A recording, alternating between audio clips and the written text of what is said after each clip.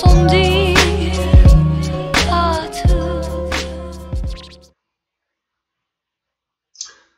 is going on, jerk faces? It's your boy Andy, and you're watching Nocturnal Transmissions, brought to you by the Circle of Jerks podcast. It's a conversation you could be having during the day, but having at night.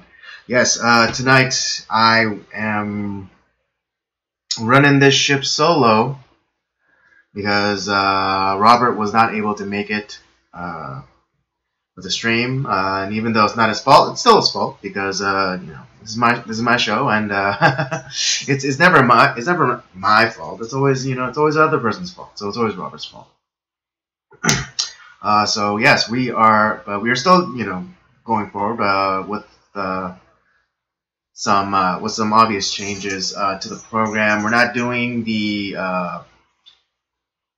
movie review as we said we were going to do, because I really want to have Robert here to bounce off of and see what he thought, what his thoughts of the movie was, and how he interpreted and analyzed the movie. So we're gonna wait. I guess next week will be a double feature then. So if you're you tuned in to hear about the movie review, sorry, but it's not gonna happen this week, but it will happen just next week. So next week will probably be a double feature. Kind of threw a monkey wrench into the show tonight, but we'll just move forward, and we'll just have to make the best of it. We still have a show for you tonight. We'll be talking about a few things in the news, and also also give you some of my thoughts on the State of the Union address that happened this evening. So stay tuned, and let's get this conversation started. I guess I'll start off with what I did this weekend. This weekend, sorry, I gotta check the calendar. It's all the days kind of run in together nowadays. Yes, this past weekend we actually did meet up to record for the main show, the Circle of Jerks podcast, and our guest is one of Robert's coworkers. So we'll get a little bit of insight in the world of postal work next episode of the podcast. So if you want, be sure to keep an eye out for it. And if you haven't already done so, please subscribe and hit that alert button. So you can be notified whenever we go live for Nocturnal Transmissions or an episode of the podcast drops. What else did I do? It was a Super Bowl too. Jeez. Whoa. Yeah. It was a pretty.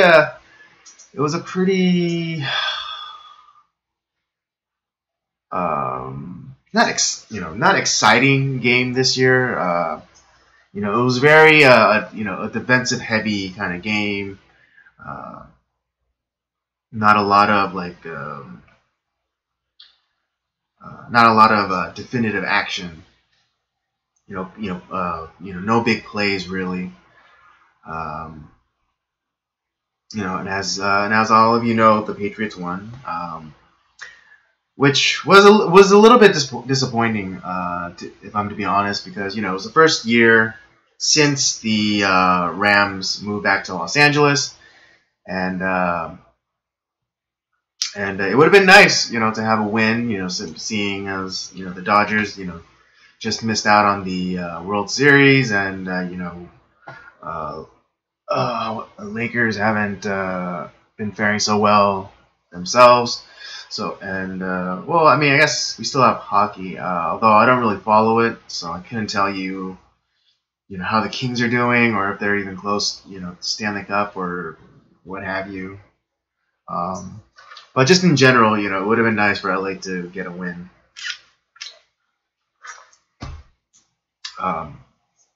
Yeah, just my church had a Super Bowl party, and it was really great, really fun event.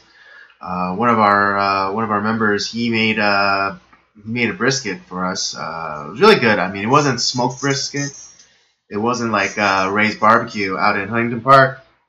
Check it out. It's really good. I highly recommend. And if you think you're up to the challenge, I recommend the Meat Man Burrito. So I mean, well, I was told by a friend that they had actually scaled down the size, because the last time I tackled it, the burrito was at 2 pounds, and it was brisket, pulled pork, chorizo sausage, baked beans, and macaroni and cheese, all wrapped up in a tortilla and weighing 2 pounds. But I heard they scaled it back, and it's now about 1 pound of food, which is still a lot of food. Don't get me wrong, but it's just not 2 pounds. So I wouldn't necessarily classify it as a challenge, but I would still say definitely worth your time. And my God, is the brisket delicious? I remember when I went, we had another friend who had actually eaten at this place in Texas called Franklin's, and he said that it was on par with that. And Ray's is also it's a Texas style barbecue, so it's all smoke. It's not gas. Or it's all wood burning and not gas. So you can be assured of the smoke ring to be coming from actual wood burning. The smoke to be coming from actual wood that's being burned, and not just the liquid smoke or like wood chips or things like that. He Ray, he really does it right. And so seriously, make I know it's a bit of a trek. It's a little bit out of the beaten path, but seriously, make an effort to try it out. What else? What else? This weekend, it's just been hard because of the rain this past week that we've been having here in LA. So not a lot of opportunities to or willingness to go out into and venture out into the rain to do things. So yeah, I've been just staying indoors, working on the podcast, watching movies. I have been watching Punisher, although I've been getting it's been slow, and some of the reviews that I saw on this second season of Punisher I think are accurate. In that even those 13 episodes, like the first 10 are really slow, and like half of that first 10 episodes are unnecessary. And they said it starts to really get going by episode 10, and so I'm still on episode 6, and I started like a couple of weeks ago. And usually for Netflix properties, especially Marvel Netflix properties, I just I consume, I just watch it straight through. I binge watch it. That's the saying. But this one, yeah, it's just I'm just not feeling that after each episode. It's not like oh man, I gotta find out what happens next. It's just like okay, and that's kind of sad. And I'll admit, I kind of came to it pretty slowly because just because some of the just some of the advertisement, or in the it seems like the non-advertisement really, because I haven't heard anything about the second season of the show, and there wasn't any of this big fanfare, but I think kind of it's kind of understandable because of the transition, as it were, of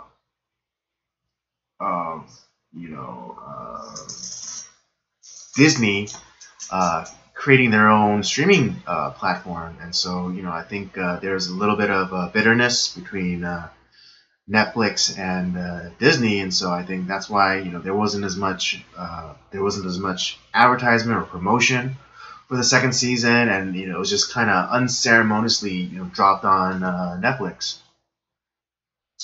Although I could be wrong because I don't watch TV, or I don't really consume that much mainstream news anymore. So if they Punisher might have received all the fanfare, but I'm kind of doubting it, because even when I watch YouTube videos before, like they would advertise Daredevil or Jessica Jones or Luke Cage, and they'd use like the little advertisements. They played the advertisement before, like videos and things like that, but not for Punisher, it seems. Even Punisher season 1 got that treatment, but not this season. And so again, it might be partially due to the fact that Netflix and Disney are kind of ending their partnership and going their separate ways. So it might be kind of like the bitter X phenomenon, where Netflix feels slighted and betrayed by Disney, and so they don't push Punisher as hard. And although I also heard that since their the dissolvement of their partnership, there is kind of a non-compete imposed on Disney, so they can't use those characters for 2 years to make TV shows. So even if the plan was to move all the Netflix Marvel characters over onto the new Disney platform, they wouldn't be able to use them for 2 years, and I don't think Disney would necessarily want to do that. I mean, unless they decided that they were going to bring either a few or all the characters over into the cinematic universe. But I don't know if that's going to necessarily happen. So we'll just have to see what happens with that. Okay. I guess, yeah, that all being said, I guess we can start going into some of what I had planned. And I guess since it happened today, I guess I'll talk about the State of the Union address. On the whole, I think it was a good speech. I think President Trump was really trying to rally everyone under a common theme of American greatness, and the identity of being American, which I know in current age there's almost a disdain for being an American, or being associated with America, even though everyone in the world wants to come here and live here and prosper here. A lot of American-born citizens, just they almost have a disdain for the title of U.S. citizenship, or being an American. And so I thought it was really great, and and I thought it was really great how he was, paying homage to kind of the American spirit of, innovation and ingenuity. Um, to try and foster this idea that we're all Americans, we're all in on this ship, and we all have different ideas on which course to set. Um, but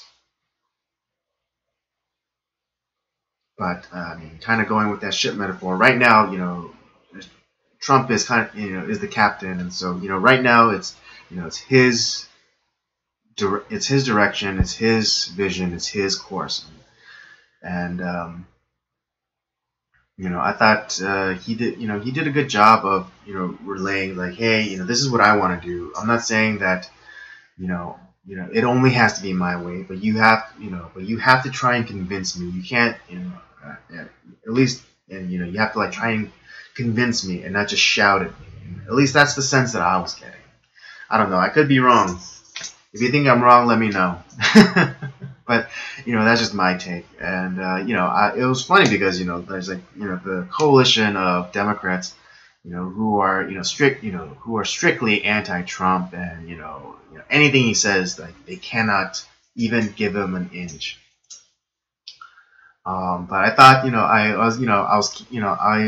I wasn't keeping like strict tally, but I was trying, I was noticing the times that the Democratic contingent, kind of, applauded or even stood up, and it was hilarious to me that the biggest reaction or the most enthusiastic reaction came when he gave props to all like the women congressmen or the representatives, and it was hilarious to see just like their eyes light up, and I swear they're like I bet they're clapping so hard they would have broken their wrists.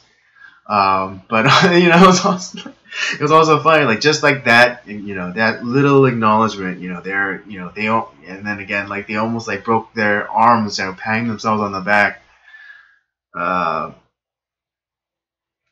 just thought it was so funny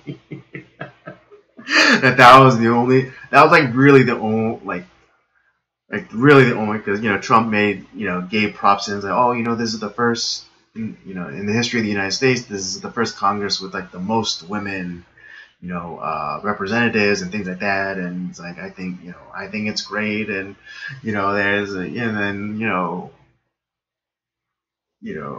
occasional cortex, it's like she had this huge smile, and like all the women representatives like stood up and like clap, again clapping their hands like their wrist broke, and it's just so funny to me. But again, I think.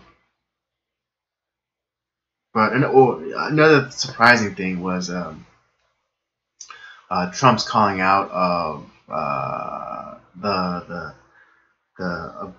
abortion law that was passed in New York. I was surprised that he went there. I really was, because I didn't think he would explicitly go there. I would think that he would kind of make a nod, or he'd make some subtle reference to it, but no, he called it out head on, and I shouldn't be that surprised, because Trump is that kind of personality where he'll just tackle something head on, or he approaches something directly, and so I was really surprised that he was so he explicitly called that out, and he called it a tragedy, that we're not trying to protect life, and there's and the right of life is enshrined in our Constitution. The life, liberty, pursuit of happiness, that kind of thing. So it was so important to the founders that it was actually put within our founding documents, life. And I think it's it's about time that we recognize life. Even even as a cluster of cells, as as some people on the left are so quick to categorize a baby, um, because I'm sure if they found a cluster of cells on a distant world out there in the solar system or in the galaxy, they would call that evidence of life. And so, I would challenge and I would question, you know, if it's signs, if it'd be considered life out there, why isn't it considered life here, inside of a woman? So,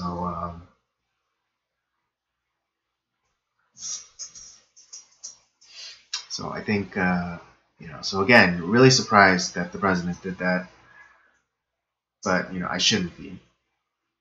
Overall, I think there's a lot of good things. Again, a lot of good things said during the State of the Union address, and and I think there was enough there uh, for lawmakers, legislators to come to the table and be like, all right, let's try to work together for the sake of all Americans. Um, And of course, one of the biggest things that the Dems weren't particularly pleased with is when he talked about border security, and and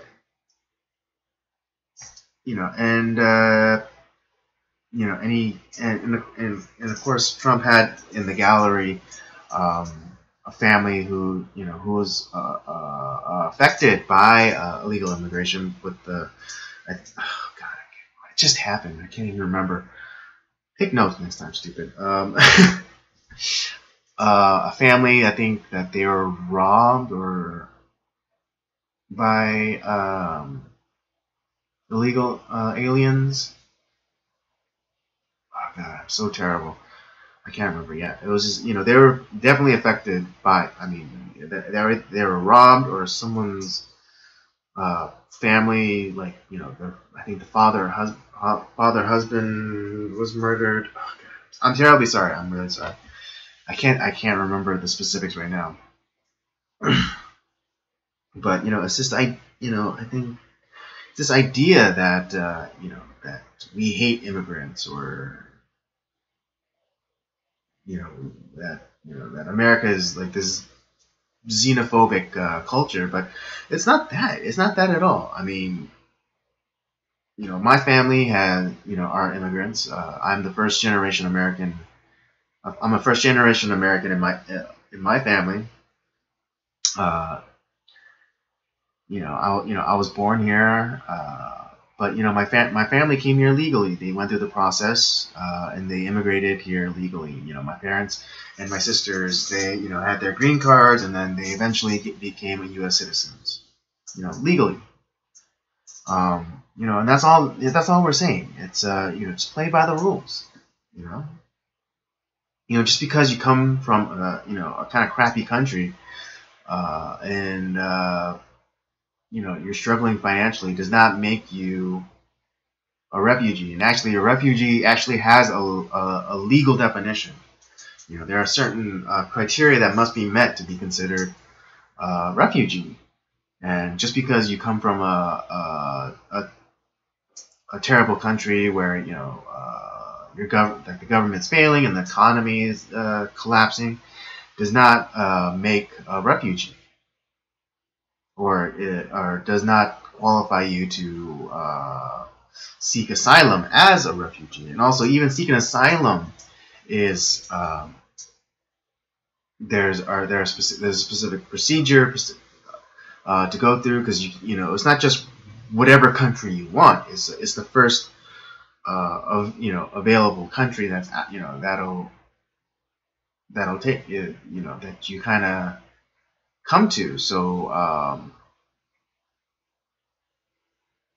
let's say like someone was seeking asylum, who was coming from the country of Jordan. They went to Israel, and Israel would be the first country that that they that would be would fall under the rules, under the rules for seeking asylum. This is the first available country. It's not just it's not like when what if that person wanted to go to Greece, but they had to go through Israel and through Lebanon and through Turkey. There's 3 other countries, but the criteria or the procedure for seeking asylum is to go to the first available country, meaning the first country that you can get to, and not necessarily the country that you want to be in.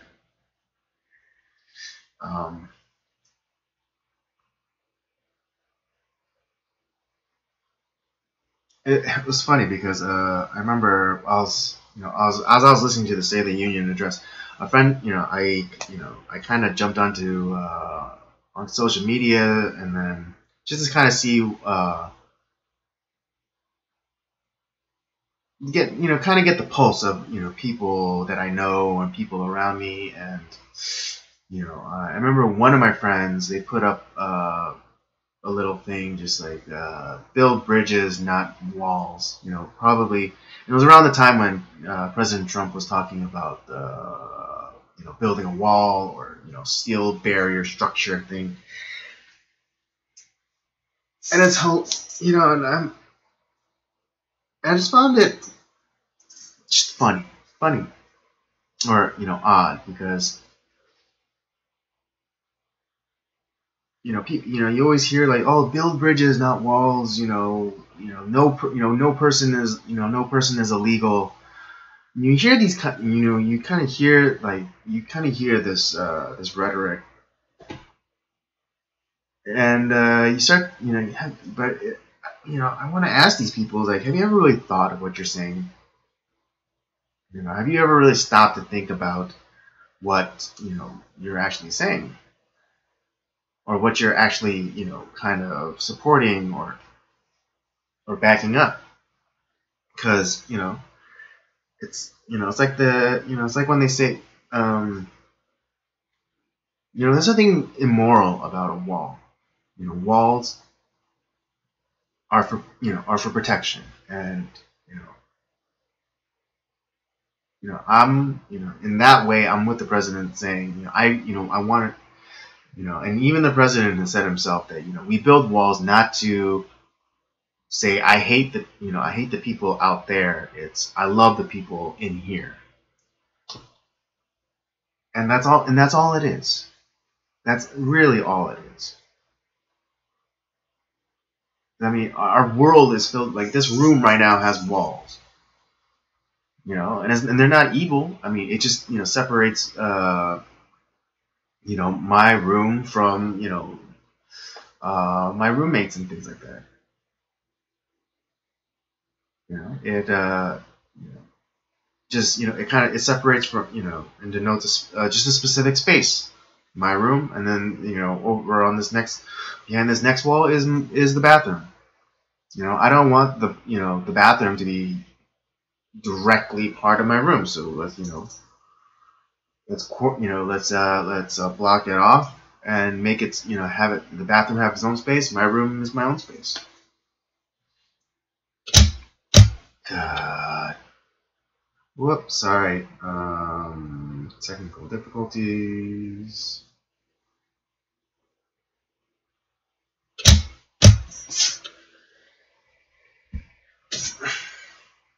My camera. Hold on. There it is. There it is.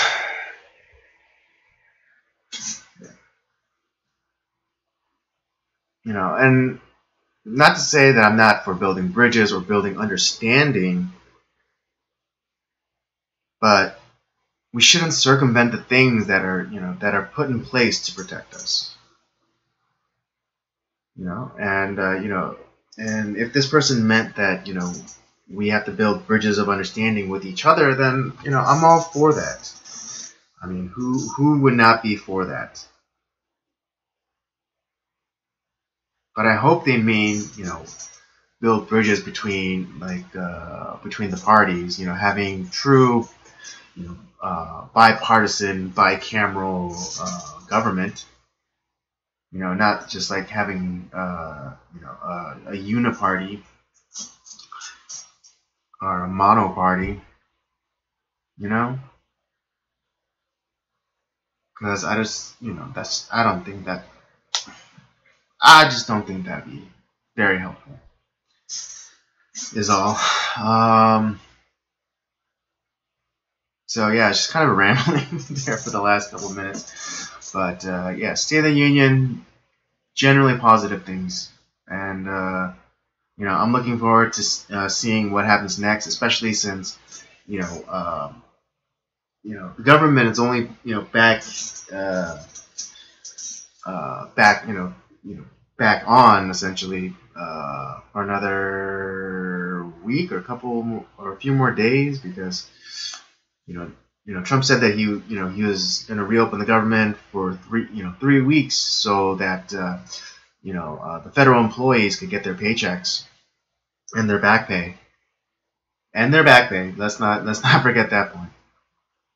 So, but after that 3 weeks, if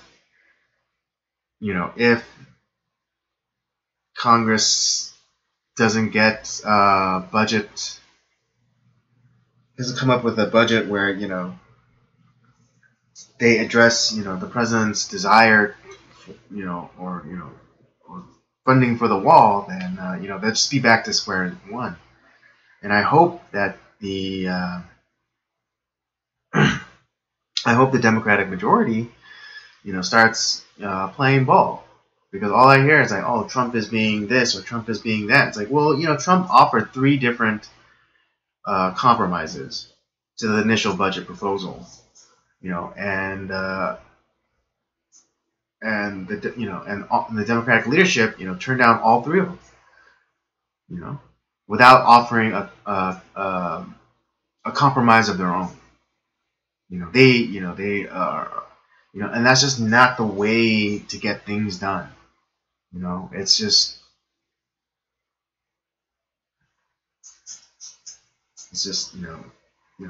and kind of taking it back to basics, but compromise. The old definition for compromise is like saying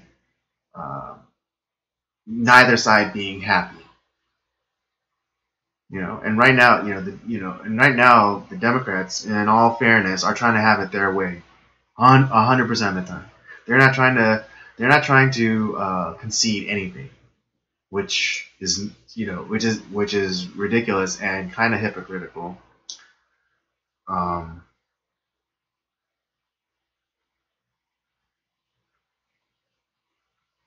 not hypocritical, but it's just kind of, it's like, it's like a bunch of children. They're just like stomping their feet, saying, "I want, I want, I want." And in the meantime, you have these federal employees that weren't, they didn't get their paychecks, and Trump had to give a little bit for even them, for even the employees to get their money. He offered 3 different solutions.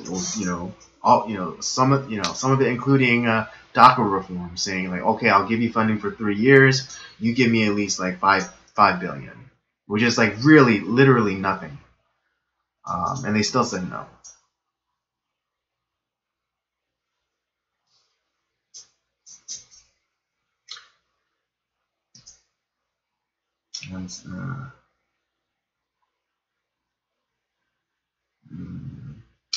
And so, yes, I hope going forward they're able to come up with a solution.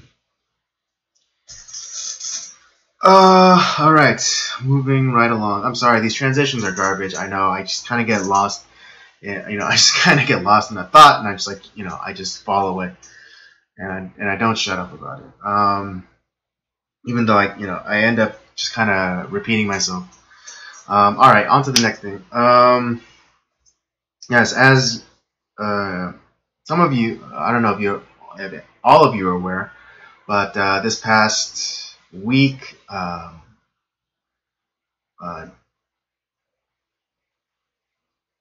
what was it? Yes, the governor of Virginia, in a interview on some sort of local radio program, kind of, made a case, talking about like uh, the law that they were trying to pass, kind of like New York, to have late term abortions, and Governor Northam, he basically made an endorsement for infanticide, and I mean, I know how that sounds. That sounds like that sounds like hyperbole. But I promise you, go look up the clip yourself. He says, basically, we could, the mother can deliver the baby. We'll put it aside and we'll have a conversation. It's like, you know, about what, whether to kill it or not. After it's been born, after it is, swaddled, after it is, cleaned up, you're gonna then decide whether or not you're going to kill it.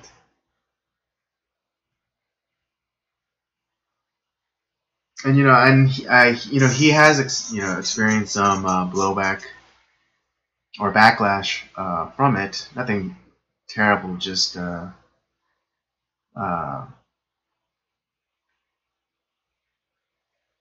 it's kind of remarkable because he's also he's not just a governor. He's also, in a previous life he was a doctor. He was a pediatric neuro something or other, something to do with like pediatrics. So out of anybody, he should know better. About about the viability of a baby or whatever. But a couple of days later, it comes out that this photo of him from when he was in medical school, and it's supposedly either of him in blackface or in a KKK hood, like costume. And then it's hilarious because all of a sudden people on the left, people within his own party, are calling for his resignation because of this supposed racism, but not because of the infanticide that he was proposing or that he was promoting. Wait, did I say promoting? Okay. Sometimes I can't even. But yeah, it was bizarre. It was completely and utterly bizarre because here's the governor of Virginia on a radio show saying, yeah, we'll abort the baby, we'll abort the baby all the way to the point where like the mother is having contractions. When like when the baby's crowning, we'll abort it. We'll abort it even then. But no one says anything. I mean, I think people are horrified, but there's no reaction from mainstream media or or celebrities or people like that. But then all of a sudden, this picture of him from like 30 plus years ago,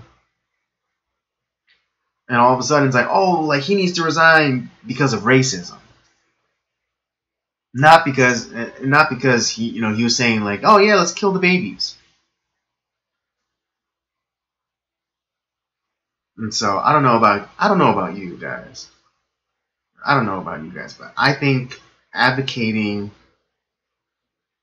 for baby murder is worse than finding a picture of a guy in his college days, either in blackface or in a KKK hood. Although Although there is a very interesting clip of when he was running for lieutenant governor, and they were doing a debate between him and the other candidate for lieutenant governor, and I mean, being lieutenant governor, it wasn't given that much pomp and circumstance. It was just like him and the other candidate, and they're just on like I don't know if it was on the radio or some local public access thing, but the two candidates, Northam and the other candidate, I forget his name, sitting next to each other, and it was the start of the debate, and the other candidate, reached out his hand, reached out his hand, or reached out his hand to Northam to shake, before the debate, and it's like, kind of like, just kind of like, manners, like, okay, good luck to you, sir. But he doesn't, and then kind of initially it's just like, oh, he doesn't see him reaching out his hand, and then he kind of like, taps his leg, and still like no reaction. He's, Northam is just looking straight ahead. But the interesting thing is that this other candidate was black. He was a black man. He reached out his hand to shake, no response. He tried to get his attention by tapping Northam's leg. No reaction, like literally no reaction. It wasn't just, so if whether if it turned out that he was the one in blackface, I wouldn't be surprised. If he was the one in the KKK costume, I wouldn't be surprised. Yes, I know, and that's just one instance. I'll grant you that it was just one instance. But I mean, if you saw the clip, you would think, oh my God, this man is a racist. Because I promise you that I am not exaggerating the details of that video. All right, they're both sitting next to each other. The black candidate reaches out his hand to shake. No response. He tries to get Northam's attention. Kind of taps him on the leg. Still no response. And I mean, I don't know. Maybe the black guy is really a jerk, and he's and that black candidate was really the monster. But I mean, in politics, a clip like that can end you, and it kind of is.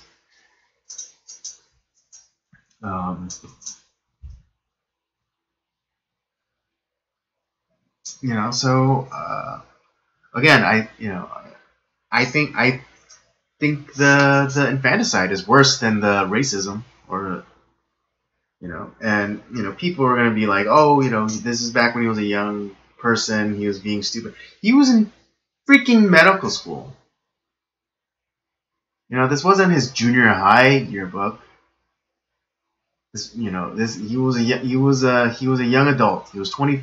He was in his early to mid 20s. He was in medical school.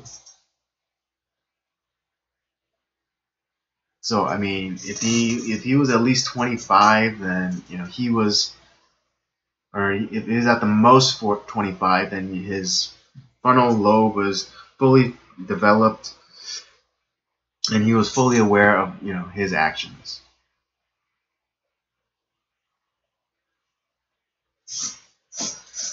I don't know, which one do you think is worse, the racism or the infanticide?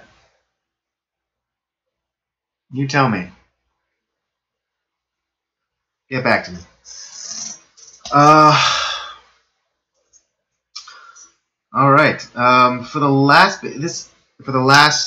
thing, there wasn't really anything in news exactly, but just something I've been noticing on social media, especially my Instagram, and a lot of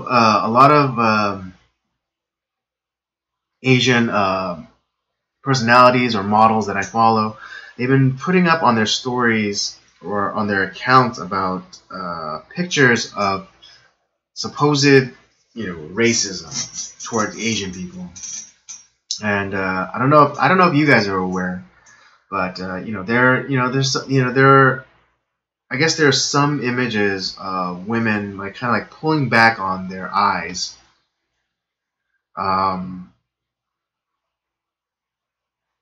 Also I think there are a few kind of social media personalities, influencer types, who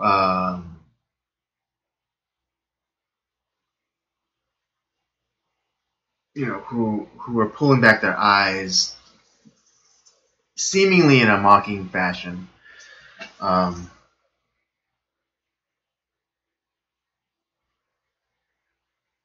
and I don't know how I feel about it.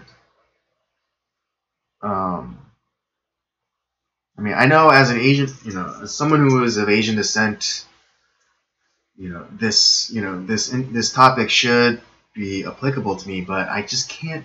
I'm just having a hard time, you know. I'm having a hard time feeling any kind of way about it. And I mean, there's some that that do seem what is it? Uncharacter. I guess there are some pictures that could be defined as being racially insensitive, but others it's like it's so slight. It's just kind of like their hands are like kind of at their temple, and there's like it just kind of feels like and then like they're kind of pulling back. And for those kind of pictures, it's like so slight that it kind of makes me hard. It's hard for me to get riled up about that because it's like I see like the placement of their hands. It's not like exactly on like the corners of the eyes. It's more like pointed towards the back, and it doesn't even necessarily look as though they're necessarily pulling it backwards or pulling it back. But then, like, you have some images where it's just like it's really kind of apparent, like they're grabbing their corners and they're pulling back. But I don't know if it's necessarily being racially insensitive. And I'll probably get my Asian card pulled for this, but I just don't. I don't see.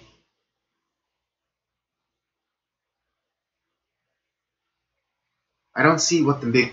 I don't see like. I don't necessarily see the racism in it. I'm not saying that it can't be. It can't be racism, and that it's just people being oversensitive. Because again, there are instances where I see the images, and it's not as though it's like right on the corner of the eyes, and they're like pulling back. It's just like at the temple, and it's like, and then like it's more or less the model is squinting their eyes. But then there's like the ones where it's like full on, like Charlie Chan, like at the corners pulling, and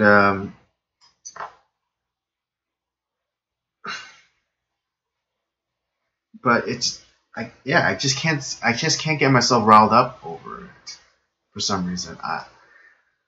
I mean, I'm probably gonna be labeled a Twinkie or something or a banana for this. But I just don't see I just don't see the big thing about it. And then again, I'll probably be because I mean my eye, I mean because I don't have the very typical Asian eye where so I might be accused of having round eye privilege. But I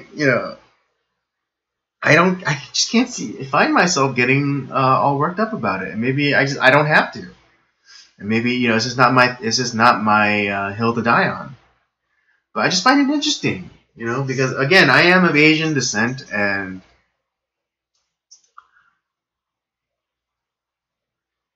I'm of Asian descent, but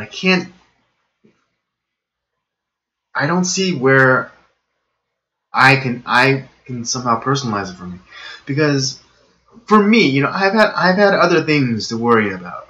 I've had other issues to contend with, and so people making fun of me for my eyes has not been very is not a big scar from my childhood. It's literally not. You know,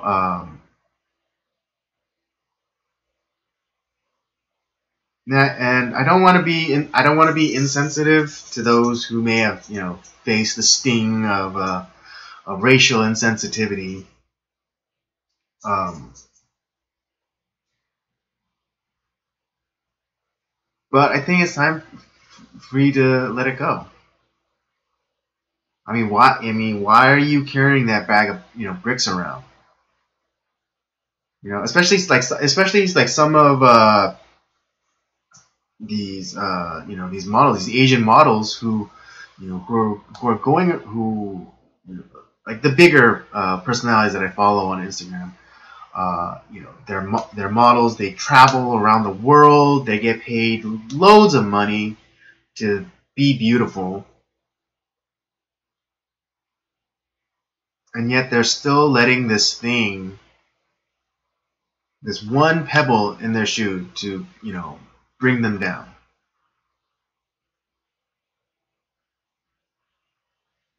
I mean, again, it could be because I'm so removed from this particular issue, this particular pain, that Asian Americans have faced growing up.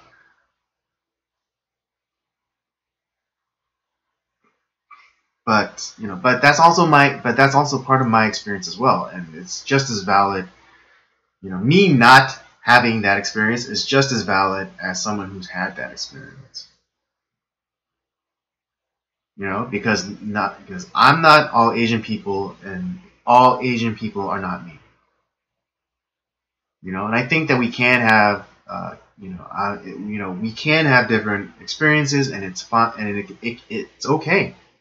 It's okay. I have a pretty, similar, and I think in every other way, I think I have a similar kind of, first generation Asian American experience.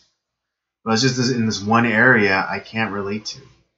And I think that I think it's time that, people got it out of their shoe and moved on.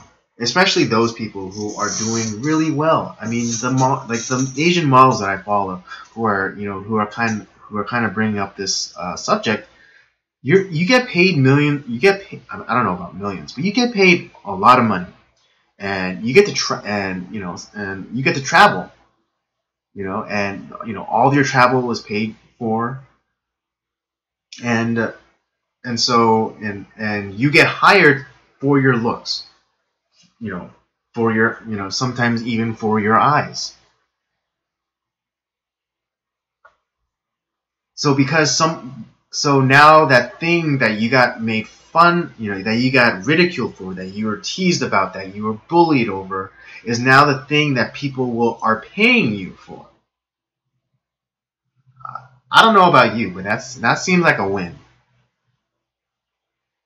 There's that saying that goes, revenge is the best, or success is the best revenge. And in this instance, I would say, yeah, it is. Success is the best revenge. I mean, if I could get paid for my hands, hells yeah, I would take it.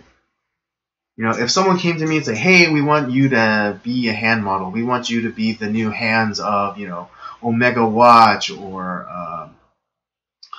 Samsung or KitchenAid or whatever.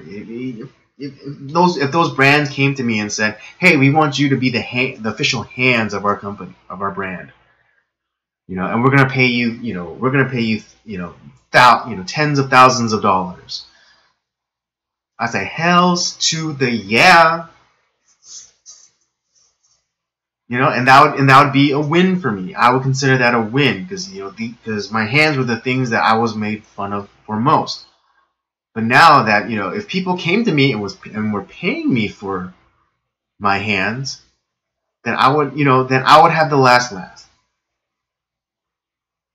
I would have the last laugh, and I'd be having the better life. Because now those people who used to laugh at me are now having to eat crow, and see, and I mean, if I were to be, a spokesman for those brands, people would have to, look at me and would see me and envy. And also, wouldn't they feel like pieces of shit?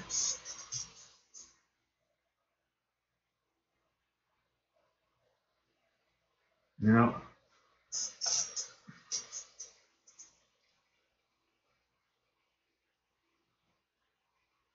and I think that's where I'm gonna leave that, because that's I can I couldn't have ended it any other way than that. So yeah, just let go of those bricks,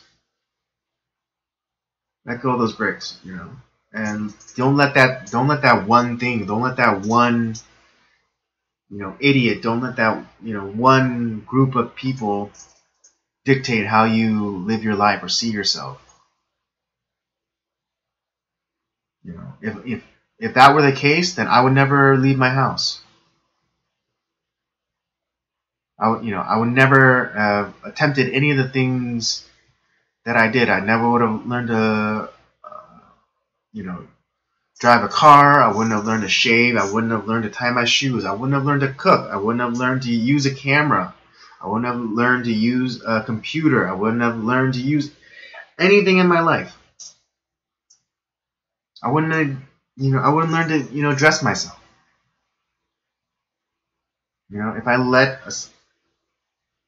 If I let an insecurity control me, I don't know.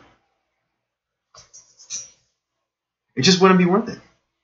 It just wouldn't be worth having, letting someone control me like that. So don't let anyone control you. Don't let any scar make you feel ugly. Especially if that scar is what you are now being paid for. That's especially if that scar is that thing that makes people want you. And that's how I'll end it. All right.